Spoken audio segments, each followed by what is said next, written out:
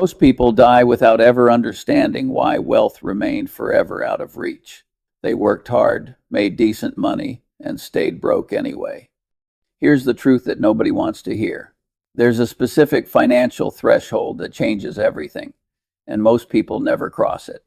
That number is $100,000, not $50,000, not $75,000. At around six figures, the mathematics of compound growth shift from working against you to working for you. Below this threshold, the wealthy get wealthier while you spin your wheels. Above it, you finally enter a game you can actually win. The first $100,000 is a bitch, but you gotta do it. The question is, why does this specific number matter? And more importantly, why do so few people ever reach it? Here's the problem with starting from zero. Compound interest doesn't care about your dreams. At small numbers, compounding is mathematically insignificant.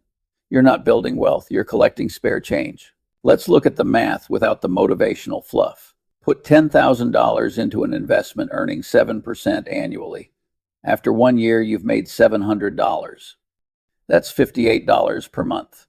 You can't quit your job, change your life, or even cover a car payment with $58 monthly passive income.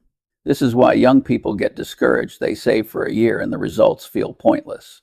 Now take $100,000 at the same 7% return. First year, $7,000 in gains.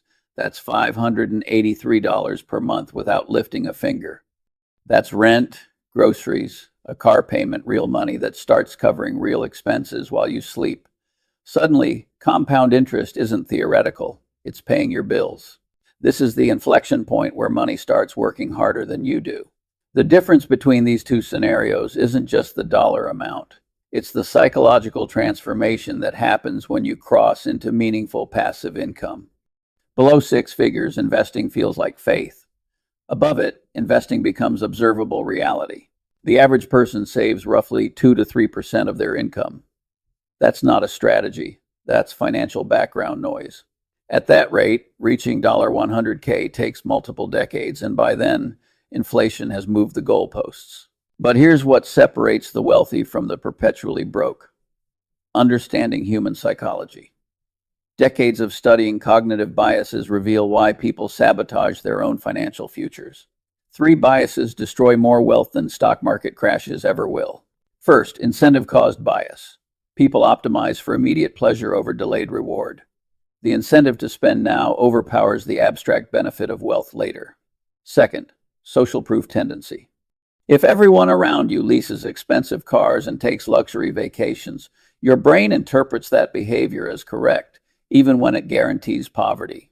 Third, deprival superreaction tendency. The pain of giving up today's restaurant meal feels more intense than the pleasure of future wealth. These aren't character flaws. These are hardwired psychological tendencies that evolved over millions of years.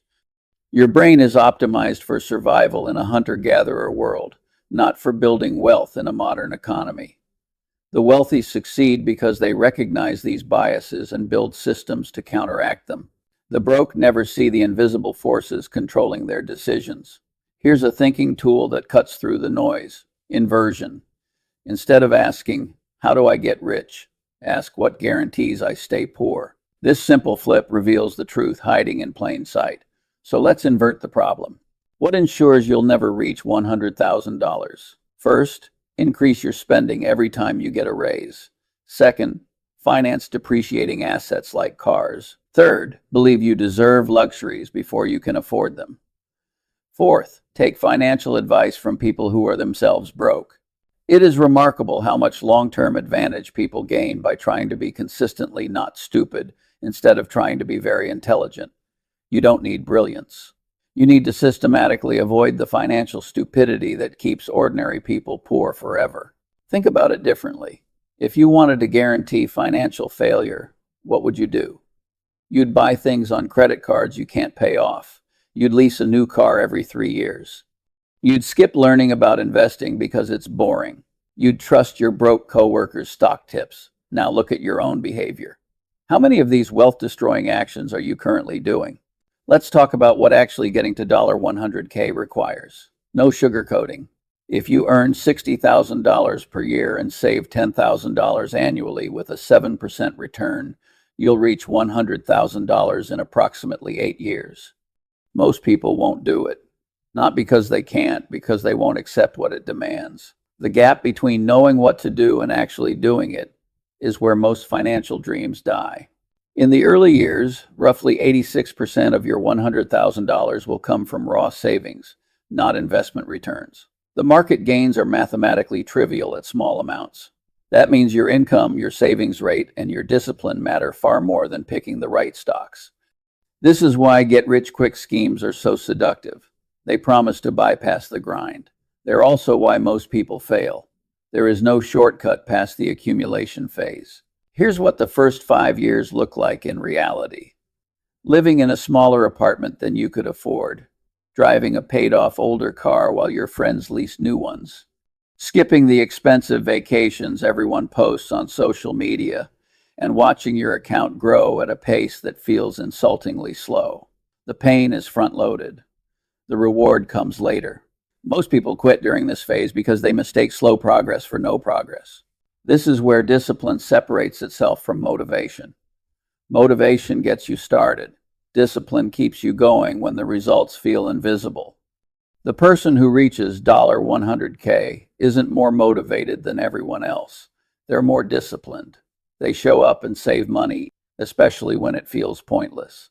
Once you cross $100,000, the mathematical dynamics flip entirely. Now compound interest starts doing heavy lifting. That same 7% return that generated $700 on $10,000, it's now producing $7,000 annually on $100K. Add your continued savings, and something remarkable happens. The next $100,000 takes only about 5 years instead of 8. This isn't motivational speaking, this is arithmetic.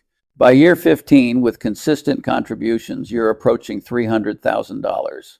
By year 20, you're crossing $500,000. The snowball effect that seemed like fiction at $10,000 becomes undeniable reality. Your money starts earning more than most people make at their jobs. Here's the psychological shift that accompanies the mathematical one. You stop feeling poor. When your investment account spits out $7,000 in a single year without any effort from you, the game changes. Suddenly, you're not scraping by. You're building momentum. The anxiety lessens. The options multiply.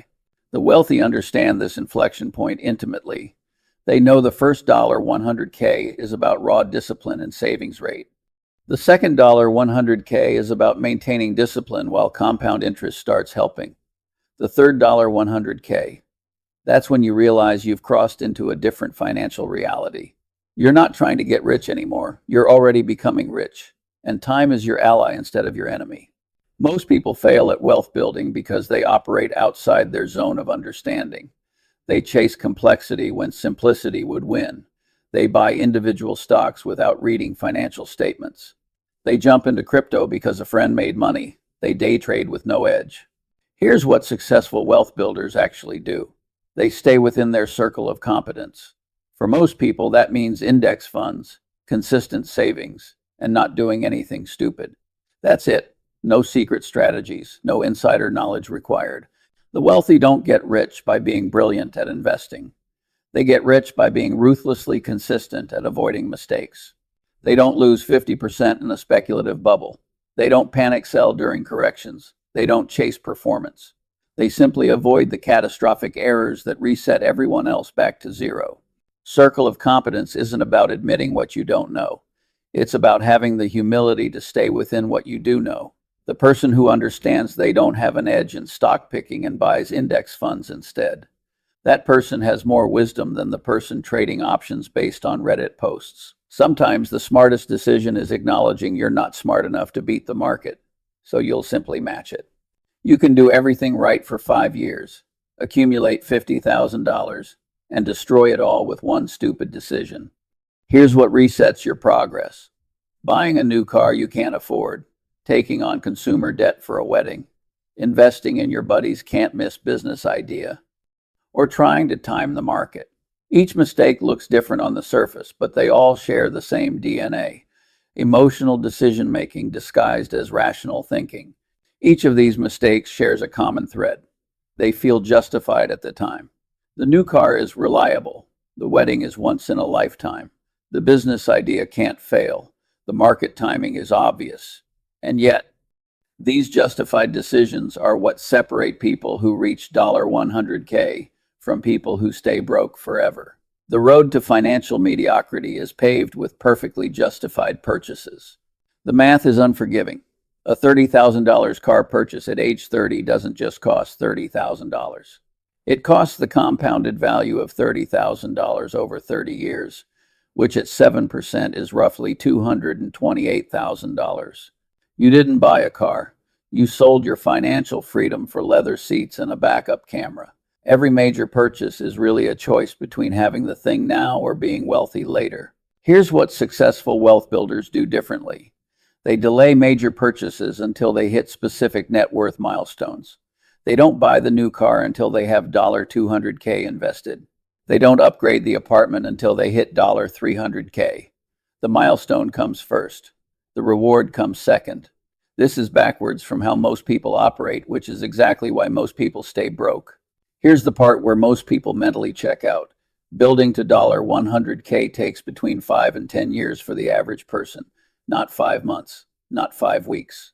5 to 10 years of sustained discipline, while everyone around you spends money they don't have to impress people they don't like. But here's what makes patience rational rather than just aspirational. The alternative is worse. Without the discipline to reach $100K, you face 40 years of paycheck existence. You trade 8 years of sacrifice for 30 plus years of compounding wealth. The math favors patience so overwhelmingly that impatience is just another word for financial suicide. The wealthy understand something the broke never grasp. Time is the only non-negotiable requirement for wealth. You cannot shortcut compound interest. You cannot hack exponential growth. You can only show up consistently, avoid stupidity, and let math do what math does. Think about where you'll be in 10 years regardless. 10 years will pass whether you build wealth or not. The only question is, will you spend that decade accumulating assets, or will you spend it accumulating regrets? Time is passing anyway. You're either using it to build wealth or using it to stay broke. There is no third option. Here's where conventional wisdom gets it exactly backwards. People obsess over investment returns while ignoring their savings rate. They'll spend hours researching stocks to squeeze out an extra 1% return, then blow $500 on weekend entertainment without thinking twice. In the first decade of wealth building, your savings rate determines everything. Whether you earn 7% or 10% on your investments barely matters when you're only investing $5,000 per year. But increasing your savings from $5,000 to $15,000 per year, that triples your wealth building speed regardless of market returns. Do the math. 10% return on $5,000 is $500. Saving an additional $10,000 is worth 20 times more than chasing higher returns. Yet people focus on the wrong variable. They want the sexy answer, the perfect stock pick, the hot investment strategy when the boring answer is the only one that works. Save more money. This is why financial media is mostly useless for people building their first $100K. The talking heads debate whether tech stocks will outperform value stocks, which funds have the lowest expense ratios, whether international exposure matters. None of it matters when you're saving $3,000 per year. The only variable that matters is increasing that $3,000 to $10,000 or $15,000. Everything else is distraction. Here's how most people sabotage themselves without realizing it. They get a raise and immediately inflate their lifestyle to match. The promotion that bumps your salary from $60K to $75K should accelerate your wealth building by years. Instead, it funds a nicer apartment, a car upgrade, and fancier restaurants. The person making more money ends up no wealthier than before, just surrounded by nicer stuff they still can't actually afford. This pattern repeats every time income increases. The person making $100K lives exactly like the person making $60K. They just have nicer stuff and the same empty savings account. They've traded the opportunity for wealth for the appearance of success. Walk through any expensive neighborhood and you'll find people earning six figures who are one layoff away from financial disaster. Successful wealth builders break this pattern through one simple rule. When income increases, savings increase by the same amount. Get a $10K raise. Your savings rate increases by $10K. Your lifestyle stays exactly the same until you hit your wealth targets. This feels unreasonable to most people. It's also why most people stay broke. The ability to delay gratification separates the wealthy from everyone else. Here's the uncomfortable truth. Your coworker making $50K who saves $15K is building more wealth than your friend making $150K who saves nothing. Income doesn't determine wealth. Savings rate determines wealth. The high earner with expensive taste stays broke forever. The modest earner with discipline retires early. Income is what you make. Wealth is what you keep. Consumer debt is financial cancer. Credit card balances at 1.824% interest rates make building wealth mathematically impossible. Here's why. You cannot earn your way out of high-interest debt. The compound interest that would work for you in investments is working against you at double the rate. Every dollar spent paying credit card interest is a dollar that could have been compounding for decades. A $5,000 credit card balance at 20% interest costs roughly $1,000 per year. That same $1,000 invested annually at 7% for 30 years becomes $94,000. You're not just paying interest. You're incinerating your future wealth. The priority order is non-negotiable. Eliminate high-interest debt first, then build wealth. Trying to invest while carrying credit card debt is like trying to fill a bucket with a hole in the bottom. Fix the hole first, then worry about filling the bucket. This is why credit cards are so dangerous. They turn every purchase into a wealth-destroying decision. That $1,000 vacation on a credit card doesn't cost $1,000. It costs $1,000 plus interest, plus the opportunity cost of compound growth. The real price is closer to $5,000 when you account for everything. Most people never do this math. They just wonder why wealth never materializes. Your peer group determines your financial destiny more than your income does. Spend time with people who lease luxury cars, and you'll feel pressure to do the same. Surround yourself with people taking expensive vacations, and frugality starts feeling like deprivation. This isn't a matter of willpower. It's how human psychology operates at the most fundamental level. This is social proof tendency in action. Humans determine what's correct by observing what others do. If everyone around you is spending aggressively and saving nothing, your brain interprets that behavior as normal and correct. The problem? Normal is broke. Normal is living paycheck to paycheck. Normal is retiring on Social Security alone.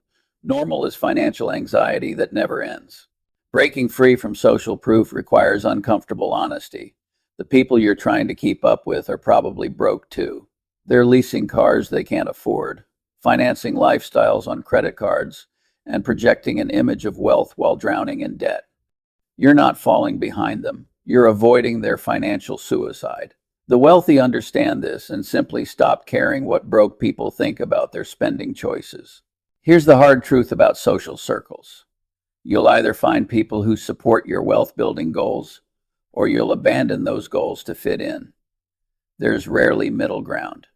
When your friends mock you for driving an older car or living in a modest apartment, they're really mocking the discipline they don't have. Their ridicule is just their insecurity projected onto your choices.